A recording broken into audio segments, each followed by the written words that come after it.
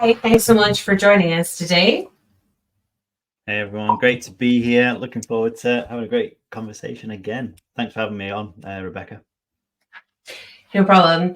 I'm looking forward to it. So today we are going to be talking about generations in the workforce. Now, this kind of came about because we had a LinkedIn Live just before Christmas, and people asked if we could just elaborate on retention and the different generations and what was happening there. So we got together in the new year. We thought, oh, this will be really simple. Let's do a webinar on generations. And actually, it's turned into a huge amount of research, because as we started to look into it, we were just like bombarded with clickbait and finding actual real information that was meaningful and that you could start to like draw some conclusions from.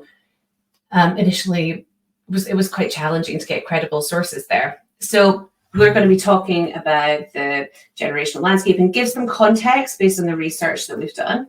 Then we're going to talk about recruitment, management, engagement, and how you can like spot any potential issues within your organization. So before we start, I guess, Andrew, it would be great if you could introduce yourself. Yeah, perfect. Well, great to be here, everyone. I'm Andrew, and I'm the founder of Jack HR. So we help people and organizations to keep their amazing talent. We do that through a number of different ways, largely through leadership development.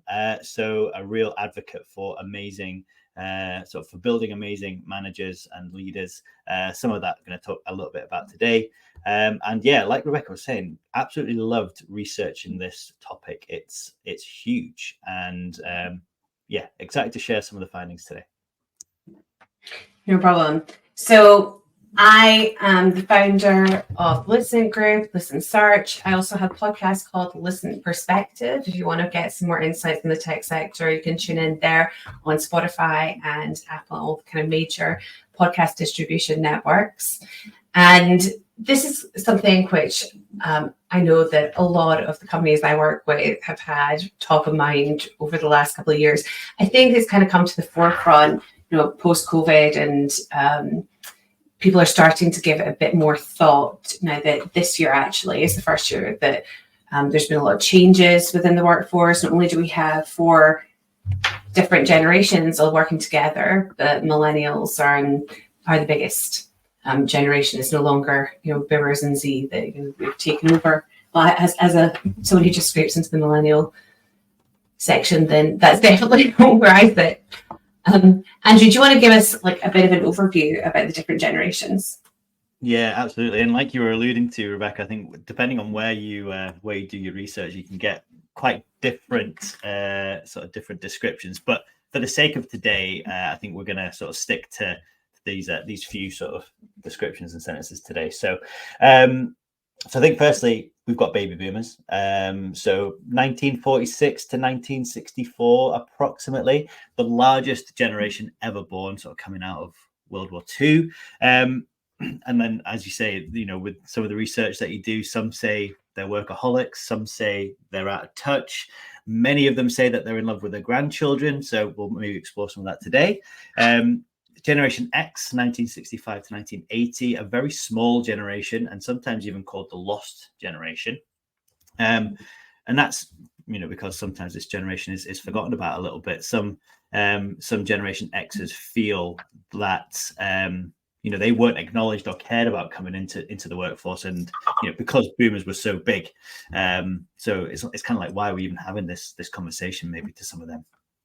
Millennials, primarily the children of boomers, so a bigger generation than Generation X, kind of between 1981 to 96, and they are the only generation to know a childhood with and without the internet, which I think is really interesting, and maybe will come up in some of the discussion later. They also love smashed avocado, apparently, as I was researching. Generation Z, final one, smaller again than millennials, and again that's because they're primarily children of Generation X, 97 to 2013, and really interestingly, again, brought upon technology and connection. It was just always there and always constant for them, and maybe they all want to be TikTokers, again, depending on where you look. So And I do say some of this with a little bit of jest, and that's because, like you said, when we were researching for this webinar, we were just confronted with huge amounts of clickbait, stereotypes, tropes, headlines, and yeah, I don't know, Rebecca, if any particular stood out to you as you yeah, definitely, generation me, or like you constantly see stuff in like certainly I see in the press, Gen Z, lazy girl phenomenon, things like that, and it's all a little bit stereotypical. Yeah, absolutely. Yeah. So when you were researching, then did you come across any sort of cold hard facts as you were going through? I certainly did. So I'm just going to share a couple of slides with everyone for a moment. I'll quickly flip through them, but you'll have access to them in the chat at the end. I think Shell's going to post them at some point during the webinar. And, feel free to, ask any questions about these later on. I know that I have looked at over 400 graphs in the last 2 months, which is an awful lot. But it felt important to actually get a little bit more sense check around it. So I thought this would give some context for some of the things that we'll be discussing. So first of all, like some of this information is US based, but actually the US and UK side of things is very similar. There's not huge numbers of like differences between like the overall trends because of the amount of cultural overlap that we have.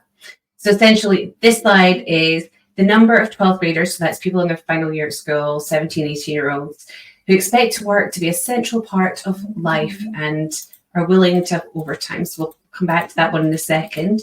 But first off, we've got here mental health challenges that we want to discuss. The number of adults with significant anxiety by generation. So we've got boomers down here and Gen Z up the top, and it's progressively in between all of them. I think it works. So this starts like some point in 2019 and goes to 2022. And you can see that there is a big difference between those generations there. Here you can see that this problem is kind of exacerbating. It's been in the press a lot, so I thought this would be quite topical. Percentage of UK teens with significant clinical depression by gender and hours of the day on social media use. So you can see that girls, the top line, things are much tougher mentally for them. And the longer you spend on your mobile phone as a teenager, the more likely you are to be experiencing these challenges. Mental health, one of the things though that is not often talked about is the fact that Gen X right now are going through the hardest time in their lives mentally. This is the average age that humans hit peak misery. I'm only a few years away from this. It's definitely something I'm looking forward to passing because it is very much like a trough that things go down, then they go back up.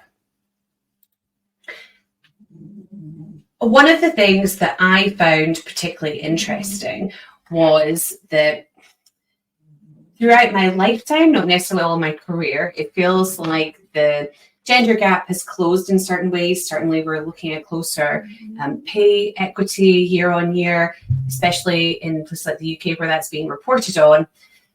But here we have like a graph showing the number of teenagers who think that women face discrimination in certain areas. So certainly the younger that you are, the harder your outlook of the future is, especially with leadership positions near the top there and just getting your desired job. But everything is getting harder from their perception. And that might not be the fact, but it's really important for us to consider that in the context because everyone has their own kind of like different version of reality that shapes their worldview here.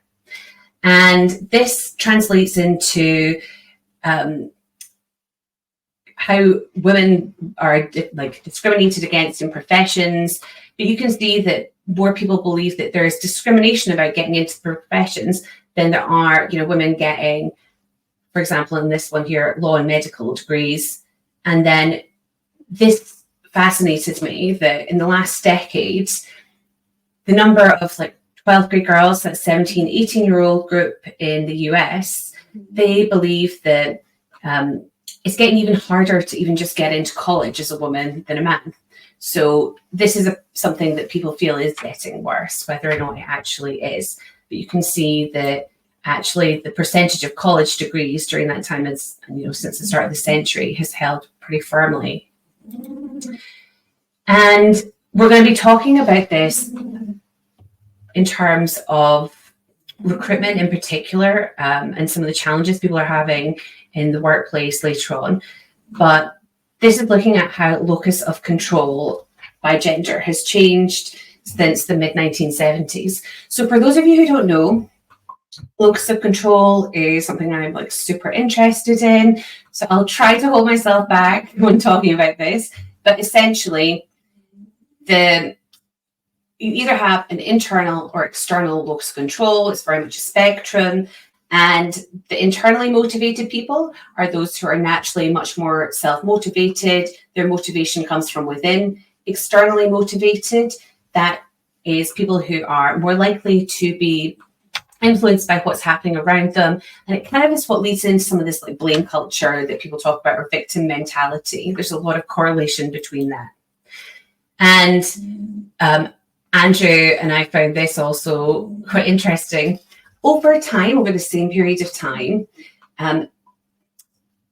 teenagers, when asked about their intelligence and school ability compared to average, so average would be the bottom here, have consistently said that they were, more of them think they're above average. But the amount of people who think they're above average, it's now at close to 65% for intelligence. So obviously, if average is 50, then that's sadly not possible. There's a similar trend around expectations of professional jobs and degrees increasing during that time. And alongside this, and this is something which, if you do your own research into generational differences and you start to look into money and salary, it actually gets quite challenging. The reason is that you can see people have done a lot of research around household income. So this one is to do with the US, but household income essentially is not, there's a similar trend within the UK, just harder to get a graph that would work well here. And what this doesn't show, though, is that in 1965, when this starts, there weren't as many women working. So this period here where, say we go for the top line of people who had a 4-year college degree, they were earning $85,000 on average. And now this line's just above 110,000, we'll say in 2020. But that's household income. And it could be that there are 2 people earning in the household to do that. So real wages, there are some interesting trends about them not keeping up with the same pace. And here we are. Do you expect work to be a central part of your life? And are you willing to work overtime? So this is how people felt when they were teenagers. So I'm around here somewhere, and I'm here basically. So I would have been thinking it was okay to work overtime. But then there was definitely during millennials and then coming into Gen Z here, millennials, big drop. Gen Z, they were a bit more up for working hard and that work ethic. Perhaps maybe some of the 9/11 stuff led into that. But we can see here with COVID, things have just dropped off a cliff. And it'll be fascinating to see data about that as things progress. So there's definitely a lot there. So yeah, tell me, it would be interesting to know who's on this webinar. What generation is it that you belong to? Put that into the chat box just now. We'd love to get an overview of the audience there. Yeah, and whilst people are doing that, it's just interesting to have data to back up or to dispel some of the things that you see online, and I think it really feeds in nicely to some of the stuff we're going to talk about later about how we can then use that data and that understanding of people's mindsets to help to recruit, to help retain, to help manage. So thanks for sharing all of that with us, Rebecca. No problem. So Andrew, you've done a lot of work with companies around post-COVID recovery and things like that. Tell me, how do major events go into shaping each generation? Yeah, I found this really fascinating as I was kind of looking into some of this, and I think clearly some huge life events recently that's gone into then how people bring or show up to work. And I think the first one that came to mind for me, and probably others, is the pandemic, and clearly huge impact on every generation who went through it, right? But I think, if just for the sake of today, if I could just focus on the attitudes of Gen Z particularly, and how they approach the world of work. And I think one of the most interesting things that came up when I was looking into this was how this generation now collectively understands that their kind of daily existence can change overnight. So, one day they went into school, and the next day it was, a completely different world. It's not, we all feel uncertainty in the world, right? But it's not that sort of uncertainty from one day to the next. It's more about how their complete world can flip upside down at the drop of a hat. So when we're thinking about work and this generation coming into the world of work, or even if they're in the world of work already, how can we make that a little bit easier for them? Maybe it's around reducing some of that uncertainty in the world of work, so that they don't feel they need to, if they feel a little bit of uncertainty, that they need to then move away. So that was something really interesting that came up, and equally as interesting, especially for me being in the learning space. The pandemic, I think, confirmed to this generation that learning can happen anywhere, and learning can come from anyone. So, maybe not to the same standard or to the same sort of experience level as you might expect, but it can happen from anywhere. And now, how can we again leverage this attitude to learning anywhere and from anyone in the world of work? And almost, has this become an expectation for Gen Z as well? So yeah, really interesting. And I know it's really cool to sort of unpack some of this stuff. Yeah, another one just very quickly. Oh, sorry, Rebecca, go on. No, fire away. Just for millennials, I think a big life event that sort of shaped this generation was the 2008 financial crisis, and again, obviously affected so many people all over the world, every generation. But if we're thinking about millennials during that time, they were kind of coming of age, kickstarting their adulthood, maybe starting their careers. But they were sort of kind of doing this on either side of the financial crisis. So some slightly older millennials were in the world of work as the financial crisis hit, and they maybe then saw, a really tough job market. Maybe they were let go from an organization. Maybe their wages stagnated, the cost of living was rising. But then there's a sort of a separate side of younger millennials who are kind of watching from afar. And again, that's really changed, or could have changed, their perception on, maybe they're more conservative with their money now. Maybe they're more aware of their financial sort of situation. Maybe they have a higher expectation of what they want from an organization. So again, just understanding this mindset and what's kind of driving it can really help us get into the psyche of any generation. So it was fascinating looking into all this. It was really interesting. Yeah. And alongside that, there were two big themes that I picked up on the research, and I'm just going to cover these off before we jump right into recruiting, because I do think they really matter for, if you're interested in intergenerational conflict, or looking at the macro trend of everything that's going on here, the slow life phenomenon and the rise of individualism away from collectivism. So the slow life phenomenon is essentially this idea that, because we live so much longer than we did 100 years ago, we can go about achieving the big milestones in life at a later date. So you end up with, leaving home later, going to university a little bit later, gap years, maybe taking 4 or 5 years until you know what you want to do because of the cost of studying. Then starting your career a bit later, getting married later, having your first home later. All of those events, the average age at which they happen has slowly crept up. And it means that people enter the workforce with a different mindset about sense, and a different sense of urgency, maybe from yourself if you are older. So it's worth always keeping that in mind. And then the other thing is that, the silent generation, they're very unlikely to be in the workforce. I'm sure there's some absolute troopers out there that are still going strong, but they had a strong sense of doing things for the greater good of society because of World War II. Some of that hung in there with the boomers, and then slowly over the years, we have become much more individualistic. We rise of consumerism in the 80s, and then social media falling onto that.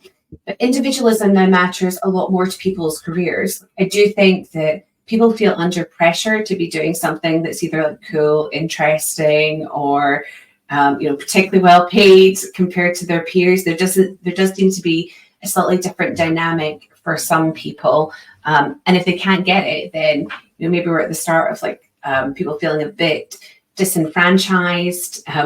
Maybe that's where things like Lazy Girl and opting out are coming from. That's so interesting, and like I think again, especially with the sort of the slow life phenomenon, it is a bit of a mouthful, that the slow life phenomenon. Like how do you use that or take that mindset into sort of then recruiting people? Is that something that you're mindful of, or what, like, people might be at sort of different stages of life as they're looking for roles? What does that mean for recruiting? I think that for recruiting, what people actually want from their careers and their benefits package changes at different points in their life, and it doesn't necessarily mean that it's like bad if people want to do things a bit later, but it is something that if you are a hiring manager, if you're a bit older, you can't look at the generations below you in age and judge them for not having moved out of home or not having got their first flat. I mean, there are different financial pressures for a lot of people, and there is also a trend of like downward mobility that's slowly crept in. But I do think that you need to consider the individualism much more in how you're going to approach people. So what does that look like practically from a hiring process? So a couple of things. So first of all, I think like how you go about attracting Gen Z and millennials in particular, that is shifting. People like to consume information and media in a very different way. So lots more video. I think video will be very ubiquitous in future over like the next 10 years. Whereas certainly a lot of latter stage millennials and X's in particular feel less confident and comfortable on video or listening back to their voice. They're going to overanalyze and say, was that good enough? I think that they forget that if you're part of the TikTok tribe, then so much of that is pretty like rough and ready, authentic. Some of it's very, very polished, but people have a different expectation about how you present yourself. And you just have to look at the news this week to do with the royal family and digitally editing a picture. I think that is considered worse for some generations. Certainly, as a woman of a similar age to Kate, like I would love the Photoshop, so I'm not going to put any judgment out there on that one. But I do think that interviewing in particular has been a challenge. I'm sure that, I know that there's a lot of people who work in agency or in-house recruitment listening to this just now. Ghosting happens regularly. No matter how good you are as a recruiter, you are going to get ghosted. So if that's something you've encountered, let us know. Part of that is you've not engaged with people in a way that makes it easy for them. I think that some of the stuff I've read about Gen Z is that they don't really even know what companies do sometimes when they go into the job process. So you have to just educate them a little bit more along the way so that they can self-qualify in or out without realizing that's what you're doing. And I definitely see that when there's video information that I'm using around sharing like mission and values of companies that not necessarily explicitly tell me about your mission and those kind of things, people pick up on that and it makes the role much more attractive to them. I also think that how you interview people is quite different for a couple of reasons. So reason number one, Gen Z, they hate the BS kind of questions. Like, describe yourself in 3 words, identify your biggest weaknesses. Those are some of the ones that I've seen out there that people complain about. And the reason that they're complaining about it, we have to think about it is, well, they see that as pointless. And like, I kind of do too as well. Like I will have at some point ask people those questions. I'm tens of thousands of interviews later, it's going to have happened. So apologies if I've subjected you to that. But they don't really see the point in all of the fakeness around that. And it makes them feel quite uncomfortable to answer those questions. You may be thinking, it's to get people to think on their feet, but they want something which is a bit more two-way, a bit more respectful, and they do kind of want to be sold on a role. The other aspect of why they find that a bit more discomfortable is that, we've all seen the pandemic, and if you were at university during that time, it probably was harder for you to get work experience, or the same work experience that you would have had like in an office that maybe Andrew or myself had when we were in our early 20s. So soft skills are harder. Like they struggle with eye contact and small talk. It doesn't gel with how they communicate quite often. And if you're going to put people into a situation where they feel uncomfortable, or they're thrown into like new situations with little guidance because they maybe haven't had the same level of in-person social exposure, and some of the processes I see people complain about are where they have to like go and meet all of the team. In the past, like meeting the team for lunch, that was as part of a job interview process and something you did to help sell your company. If you're doing that to our younger candidates, you have to understand that they have had a very different experience over the last few years, potentially, and they're not going to be as interested in the small talk. So research those candidates. Think about what you can do to put them at ease. Like, what do you have in common?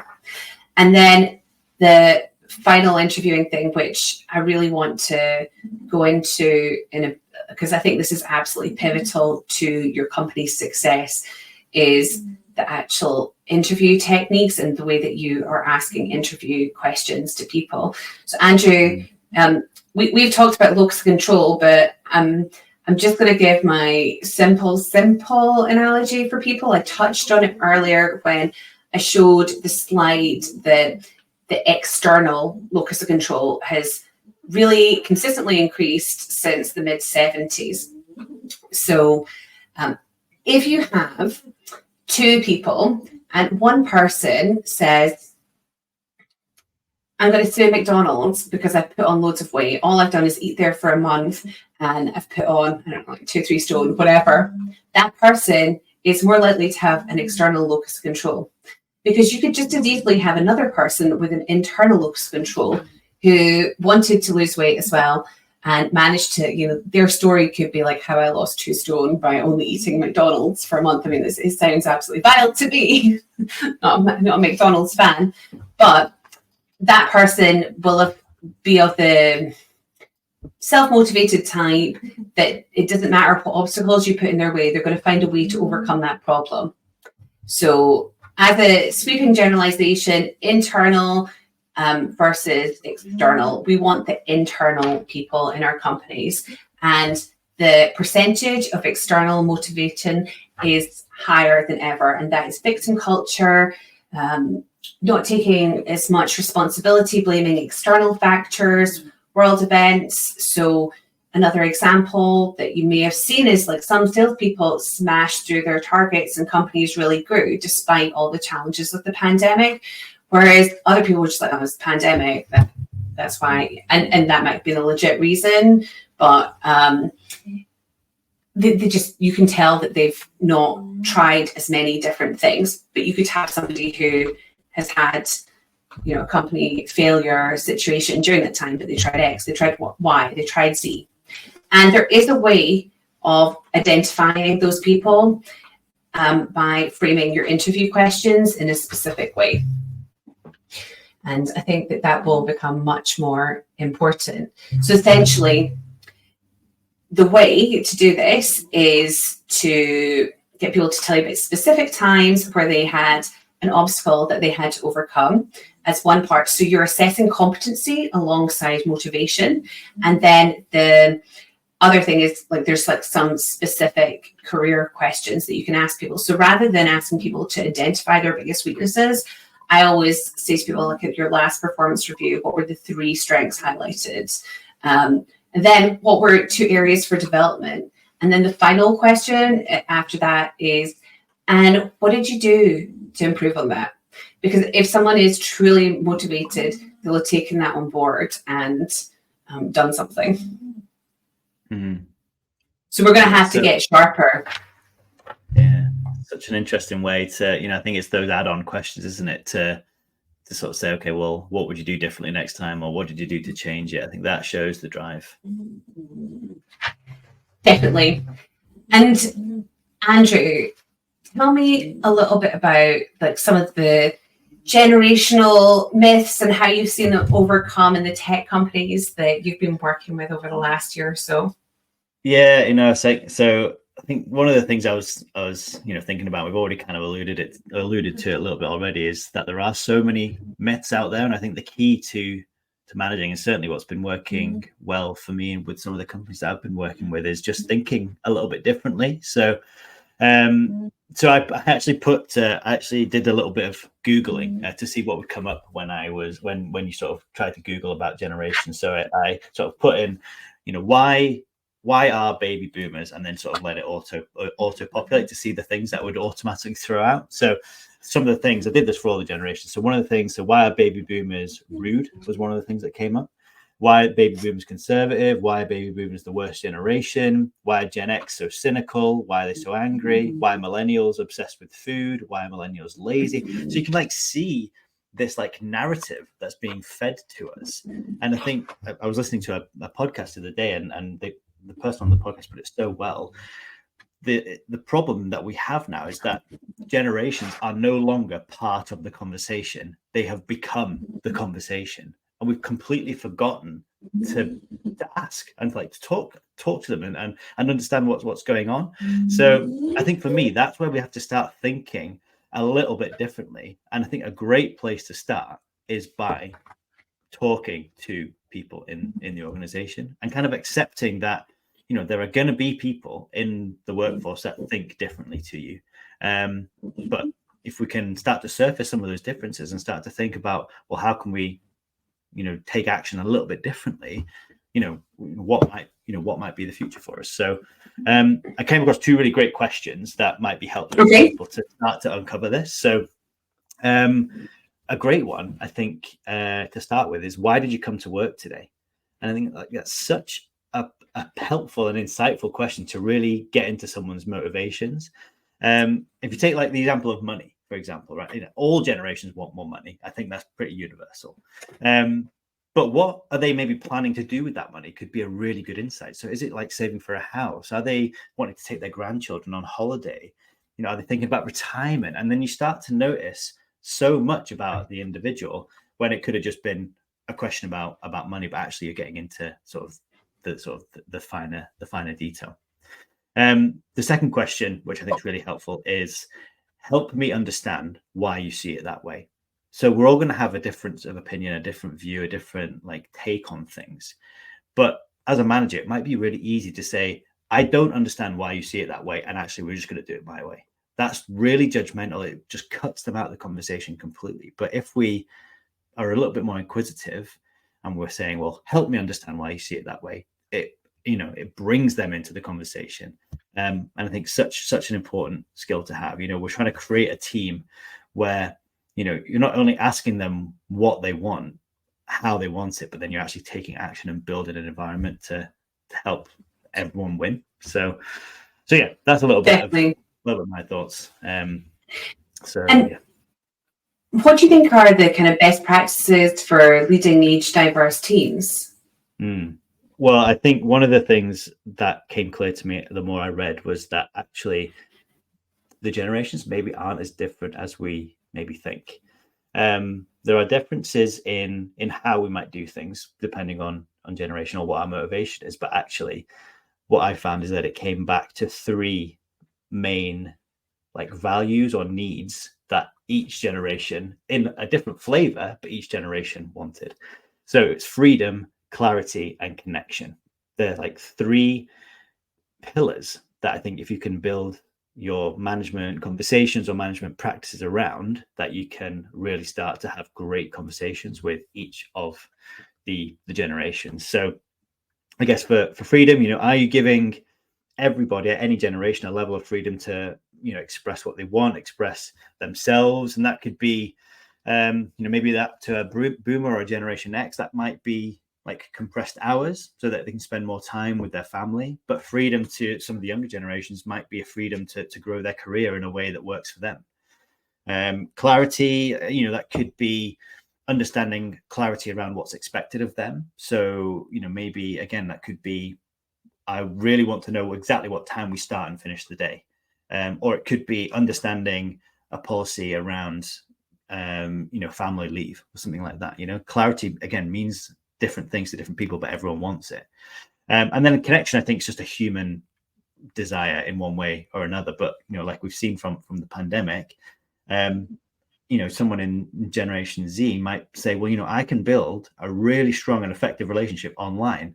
And that is no different to the relationship that you want to build in person. It's just as it's just as strong. So again, it's giving people the space to express those things, but have it in a flavor in a way that works well for them. And that fits in with this whole rise of individualism. That really resonates. Connection in particular, it means so many different things, but if you just have to always remember people are different. And I actually personally, I think that in like some companies and some pockets, management got quite lazy during the pandemic. So there were plenty of people who just forgot to check in with their team, didn't have like a water cooler call or any of those things. And when you're in a remote work situation, even if it's like hybrid, you're still spending part of the week going into that person's house on a screen digitally. And you have to be considerate of their surroundings, especially, if people are earlier in their career, they might be at home, they might not have their own office, there might be multiple people in the room, you just can't see them. You have to be really conscious of having those, how you have those conversations, and make sure that you do have them, but make them personal, so you are almost like still accepted into someone's house. That's it. And it's exactly it. And I think, again, it's about having, like, understanding the desire is there. So the desire for connection is there, but the mechanism is different. And I think that's my advice to any of the managers on this call or anyone watching, is that's, your job as a multi-generational leader is to find the right mechanism. And again, I'll have to link this podcast because it was great. But the lady who was talking likened a multi-generational manager to being a lot like a DJ. So if you think about when you were last at a wedding, the dance floor was empty, and the DJ maybe played a remix of like an old classic song. So like the older generation recognized the classic song in the remix, and they felt included. They felt they could come up and dance. But then the younger generation also can appreciate like the modern spin, the modern take on a classic, and they also feel included and want to get up and dance. So it's not like about either side winning or losing. It's about finding a great balance. So you can kind of respect what came before you and take the best bits of that, but also stay current and take the best bits of all the stuff in the future. And like I say, as a generational manager, that's your job to find that brilliant balance. Yeah, my husband actually used to be a DJ when he was younger, so I'm going to ask him to build me intergenerational Spotify playlist for the workforce after this. That can be his extra task for the week. So, reverse mentoring as well, I think, is super valuable, because I certainly, I know that I think Shell and Brando are watching this. There's so many things that I learned from them and that they can do better than me, just because that's how they grew up. But likewise, an example Shell in particular, I think she's amazing at short form content. That's just how she grew up. She knows how to do it. Whereas I am from a long form content generation. Yeah. So together we get there. That's exactly it. Again, there's so much that both sides can learn from each other. And I think mentoring, when we're thinking about, how do we retain this great talent that we've got, because there's so many studies out there that diverse teams, in lots of spectrums of diversity, but particularly with generational diversity, they sort of increase in productivity, they increase revenue, all this sort of stuff. So it's like it's within our sort of power to build these teams. I think mentoring is a fantastic way. So I always think about examples of if I've run graduate schemes in the past, we have people who are maybe transitioning into a new career. I had a lady on one graduate scheme who transitioned from being a librarian into being a software developer. She's had a career as a librarian and then wanted to retrain and become a software developer, and she was being mentored by sort of 25, 26-year-olds, and she'd already had a career that just worked so well, and each side learned a little bit from each other. So I think totally, like, mentoring from both sides is a brilliant way to sort of retain people. And we have done a whole LinkedIn Live on retention. So when we were planning this, we only we came up with a couple of points to mention that are specific to generations. So the first one that I want to get into is a bit of a trend that I'm seeing is there seems to be growing pay disparity between the generations, and I can see that this is converging with a time when skills are changing. And so like there's anxiety, for example, like the Gen Zs about where their career is going to go, but also, some millennials and some X's and boomers are thinking they're a little bit anxious because what does all like the new AI mean to them? And like, yes, another thing to learn potentially. And we're getting to a place where I can think of a lot of organizations where there's plenty of senior managers on 80 to 100,000 pounds basic salary a year, a lot more in some tech companies, managing teams where a lot of people with strong technical skills that are going to be like just AI native from the workplace perspective are maybe on 30 to 40,000, maybe less in some companies, and that is going to create issues. I think around like benefits, EVP, and things like that. One of the things I didn't touch on those slides, but it's well known, birth rates dropping. Another thing which is great is that salary disparity between men and women is improving. So we're getting closer to closing the gender pay gap.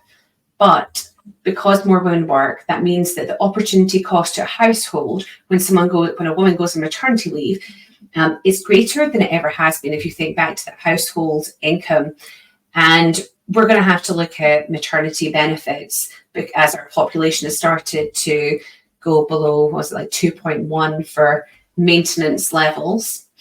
Think about pay that ties in with costs of living, but also wealth accumulation has been something that the boomers, especially American boomers, were very lucky with. There were lots of blue chip companies, everyone from cleaner, the factory floor worker, right through to the CFO, our sales director, all got shares in the company. And over the span of a career within that business, the 30 years, there was wealth accumulated through those shares alone.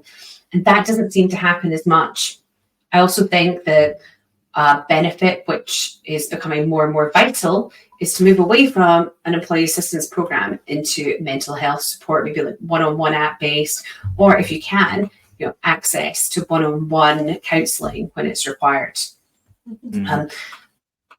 Andrew, do you have any other thoughts around generational retention in particular?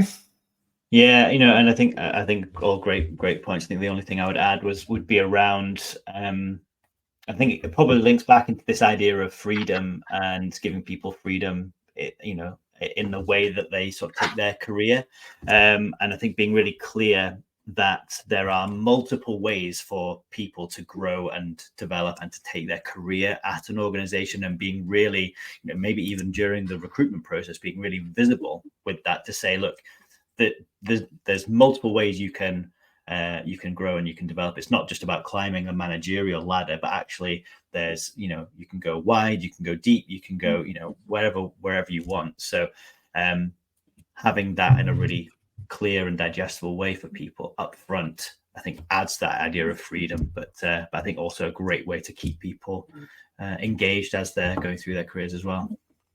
Mm-hmm. And red flags, we had a little bit of brainstorming, because obviously these are mixed in with actual people issues. That what do we see as the red flag signaling that there's some generational issues potentially within your organization? I definitely thought that it's a red flag if you are hiring people at a salary level that means they can't afford to live in that city. Like, for example, London. To me, that means you're not really thinking about the quality of everybody's life and the unique challenges that someone may face at that point in their life. I thought that additionally, if your turnover decreases, but your productivity also decreases, that is a sign that people are not moving on from a job they dislike. And I don't know about you, but I've seen plenty of TikToks where people are talking about how much they hate their work. Yeah, they don't leave. And I think at this particular point where the job market is not great, this is going to become more and more of a problem. So looking for turnover decreasing, but also productivity decreasing. And Andrew, you had a couple as well. Yeah, I think the one for me that came up straight away was if you only have like one generation in your team. I think I think I mentioned before, there's studies about how that diversity of thought and diversity of experience can really enhance a team. So if you only have one type of person, I think you're only going to get one type of solution or one type of idea. So, I think being really mindful of that to build a team that has a number of generations within it. And then I think the good old Glassdoor, I think, is always a great insight into how people are feeling. So if you're starting to see people on Glassdoor sharing about a lack of freedom, a lack of clarity, a lack of connection, maybe that's time to go back and rethink your strategies a little bit, and just take a bit of time to maybe speak to the team and see what they're hoping for. Sorry. Definitely. So I don't know if anyone's got any questions and answers they'd like to put in the chat just now. I am keeping an eye on the comments here. But Andrew, when we were talking earlier, I actually had one quick question for you about something I'm not very good at. Like using emojis in the workplace. You do see lots of things, people struggling. So what are your thoughts on that? Yeah, it's something that we, in one of the teams I worked with, we had a real conversation about, and I was so unaware that this was even a thing. So, when you go into the emojis thing and you see the smiley faces, and there's a smiley face that just is like a normal smiley face, not really much else. Apparently that smiley face is really passive aggressive and like sarcastic. And apparently if you put that at the end of a message, it's like, oh, well, I don't know, you don't really believe it, or you just, I don't know, try to call someone out or whatever. So this was raised to me in the team, and I used to use that face all the time, not knowing the sort of hidden meaning of it. So we sort of set a little bit of like a rules of engagement within our team and said, well, actually, we will no longer use this emoji, and we'll actually use the one with like the blushing cheeks. And that means actually everything is all good. We're all happy. That was a good thing to say. So I'm sure there are loads of examples like of that out there, that people using the wrong emojis and causing sort of upset. But I think what it goes back to is having a conversation and saying, this is how we communicate within this team. This is our rules of operation and engagement. So without that, I would never have known, and I would have continued to use it. But I don't know if you've come across a similar situation. Yeah. Well, roll over laughing equals coffin to young people. That's about where my knowledge ends, frankly. But we've got a question here. So, like, how common is burnout, and what does this mean across the generations? So, burnout, I actually read like a whole book on this, part of researching, is increasing. Like, there's an actual phenomenon in America around millennial burnout, and why it's combined is to do with convergence of like socioeconomic and political things. And one of the things that is worth considering with burnout, and like millennials in particular, was if you are from a minority background, it's more likely to happen because you've got all of that extra, I don't know, maybe like hard work to get where you need to be. And, you know, it's a bit rubbish, but I think that might be part of it. And also, you just have like a different level of emotional stress and anxiety in the world. I mean, you just have to look at, you know, Black Lives Matter movement over the last few years and how people feel.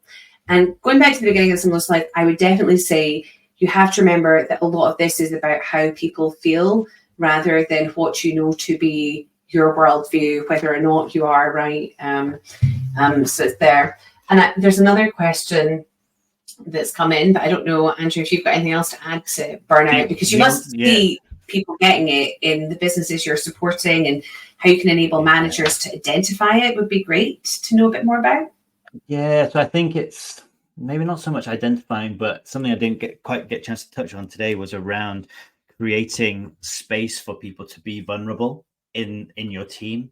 So if you've got a sort of a culture or a feeling where people can't share when they may be struggling, or they feel like they can't ask for help, that is going to make burnout skyrocket, because people feel like they just have to have their foot to the floor at all times. But if you can create an environment where, you know, even if it's about you as a manager sharing some of your difficulties, some of your struggles, and saying, you know, I'm feeling this as well, I'm feeling the strain, I'm feeling the stress, and encouraging people to do the same. You know, it's not necessarily solving the burnout necessarily, but it's almost like that idea of a problem shared, a problem halved.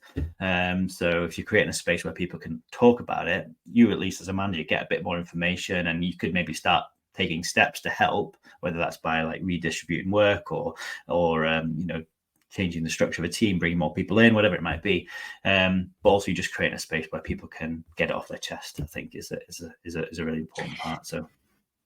And that's why I see app-enabled mental health check-in being so valuable to businesses over the next couple of years. I do think that whilst you might find it strange if you're a bit older to deal with that, then that's fine. You don't have to engage with it on an app. There's other ways that you can get mental health support.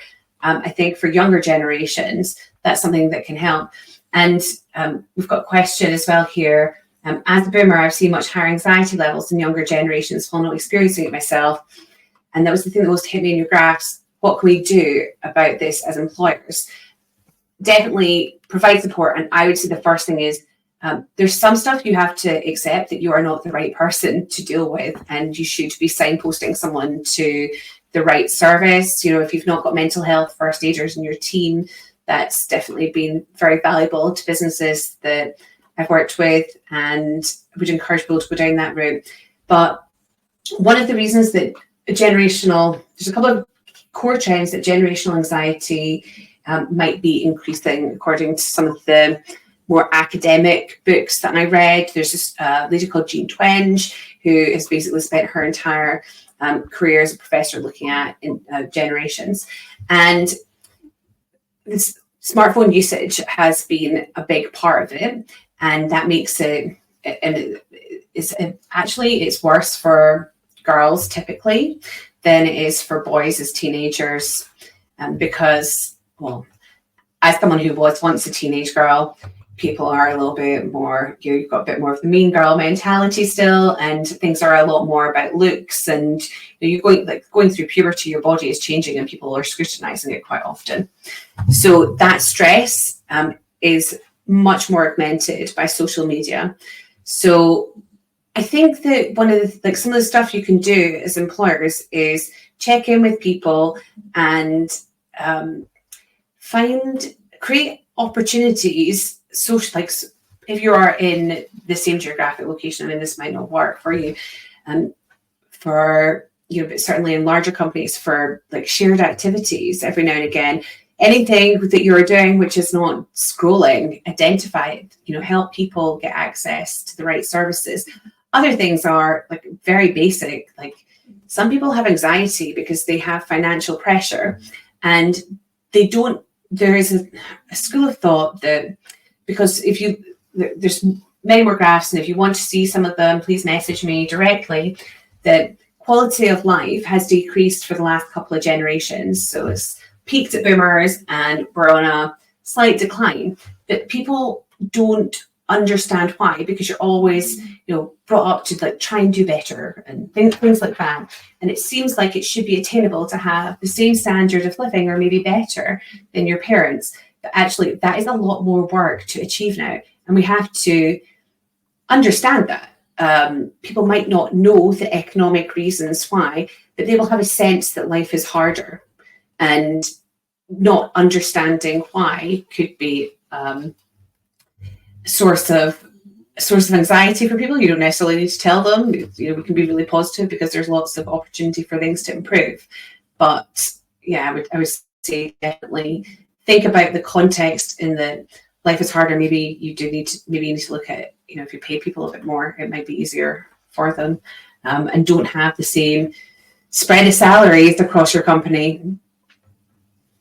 Yeah, I think great points, Rebecca. I think the only thing that was on my mind, just as a sort of a really practical resource for managers out there, there's a resource very descriptively named the Line Managers Resource, and it's from Mental Health England. I think they designed it, and I think I said this on our last webinar, but like managers are so well placed to have these conversations if people are struggling, maybe mentally or physically, or whatever they're struggling with, and I think it's part of a manager's role to at least have the initial conversation. I think you make a really, really good point of then maybe directing to other sources of help and support, but you as a manager, you are that first port of call.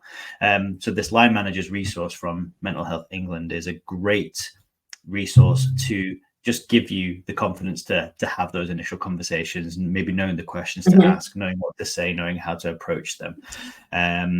And again, a problem shared is a problem halved in many ways. So if you can create an environment where people are, maybe not happy to share, but they do share some of their anxieties and their worries with you, then you can at least start to put a few steps in place to help again, whether that's the individual or whether that's the circumstances. So yeah, Line Managers Resource, we can maybe send a link out. It's a free resource. Yeah, so, we can put a link out. We can put a link in the chat later on, and it should alert people who have attended. Another thing which is an emerging thing, which I'm super interested in, and if this is genuinely a problem that you want to look into and you have a little bit of money to put behind it, is looking into positive intelligence and building people's PQ in your business. That's basically learning how to identify and stop the internal negative thoughts that hold you back. And if you have anxiety, that can really help. So I am lucky enough that I have coaching for PQ, and I found it incredibly valuable. But there's a real science behind it, based on hundreds of thousands of MRIs and solid research. But there are ways that you can provide access to tools that will enable your employees to perhaps control their own thoughts and become more productive. There are stats around, sales teams perform something like 40% better if they practice positive intelligence, and it does require daily practice. It's not like meditation or mindfulness, but it is similar. And then leadership teams are much more successful once the collective PQ goes above a certain level. So we can put a link into that one there.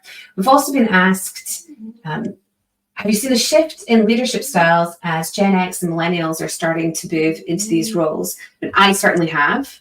Andrew, what are your thoughts? Yeah, I think again, I think maybe if we looked into earlier generations and as a broad sweeping generalization, there's maybe a slightly more sort of command and control is the wrong sort of phrase, but you know what I mean. It's a slightly more direct way of managing the workforce. And I think now we're seeing a much more situational approach. And I think that goes back into what I've been talking about here, by really understanding the people that you're working with, and then being able to adapt your leadership style based on those people. So it's not like there's one style it's shifted to, but it's more of methodology whereby you take every situation, every person on its merits, and then you sort of manage and lead them in a sort of slightly different way. So yeah, maybe slightly more situation rather than just a sort of slightly more sort of directive way of managing. I think it's probably sort of the summary for that one, I'd say.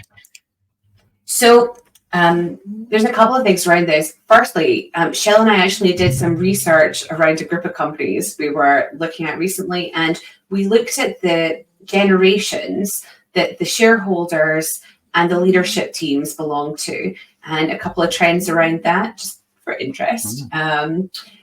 One of the things was like, it's very much and this is a segment of UK tech companies. It's not wholly reflective of everything, to be clear. But we noticed that a lot of the shareholdings and the money, it fell with the boomers, but the CEOs were more likely to be Gen X, maybe latter stage X, because all of those people's ages are with Company House. That's how we could kind of find out a bit more about that. I also noticed, though, that when you looked at Gen Z founders, the gender balance was much better. And the ethnicity balance was also much stronger. So we maybe have like yet another future change coming about there. I don't know. It seems like it was an interesting observation. But in terms of generational leadership styles, there are a few things to consider. You know, if we look to the US just now, we'll likely have 2 boomers as the presidential candidates. Gen X haven't quite got there in a lot of areas because the boomers haven't retired, because that slow life phenomenon, you know, one of the things that's also delayed is retirement and stopping working, and that has maybe held that generation back. And there is a school of thought that actually more of the leaders are going to be millennials than Gen X shortly, and that they may have a short-lived time at the top because they're not as digitally savvy in the time that we're moving into like another iteration of AI transformation rather than digital transformation, potentially.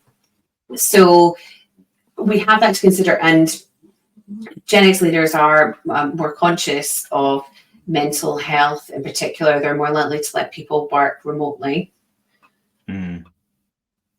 So there are changes. But again, I think that's maybe something we need to do some serious research into.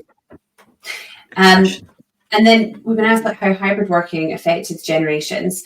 I think that it depends on what kind of hybrid working, first of all.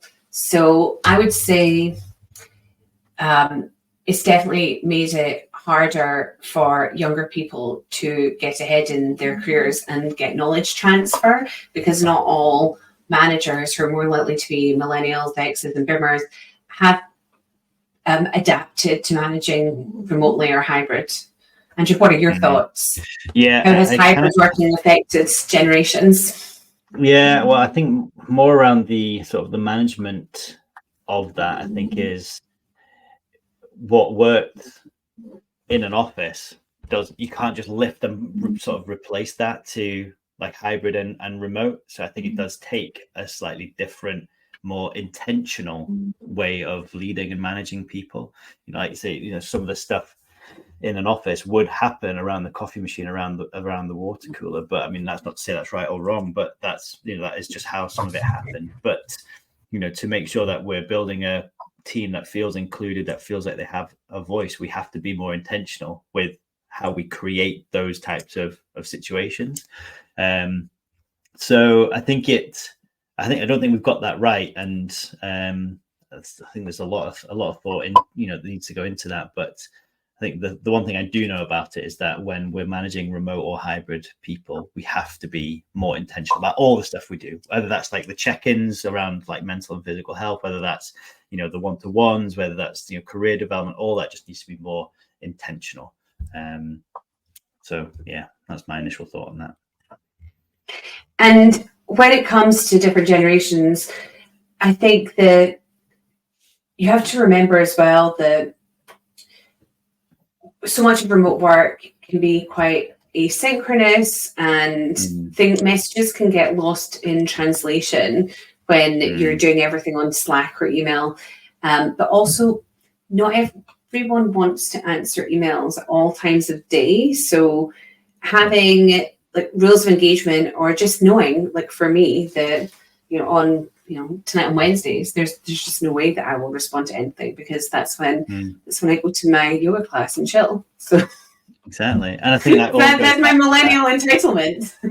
No, that's just so, but that's stuff's so important, and I think being able to have that built into some sort of like ways of working, rules of engagement, understand the emojis you can use, like all that's so important. But I think you can't have any of that unless you talk and have really sort of intentional conversations about it. No problem. Well, awesome questions. Thank you so much, everyone. We've actually gone over an hour, so I think we'll wrap things up. The recording will be here. You will be able to access it, and we will put a summary in the chat as well for anyone that's not been able to attend. But thanks so much. And if there's anything else you would like us to discuss, or if you want to pick anything up with us one-on-one, feel free to connect or message either of us directly. Perfect. Thanks so much, everyone. It's been great to chat, and thanks for setting this up, Rebecca, as always. Thanks. Bye.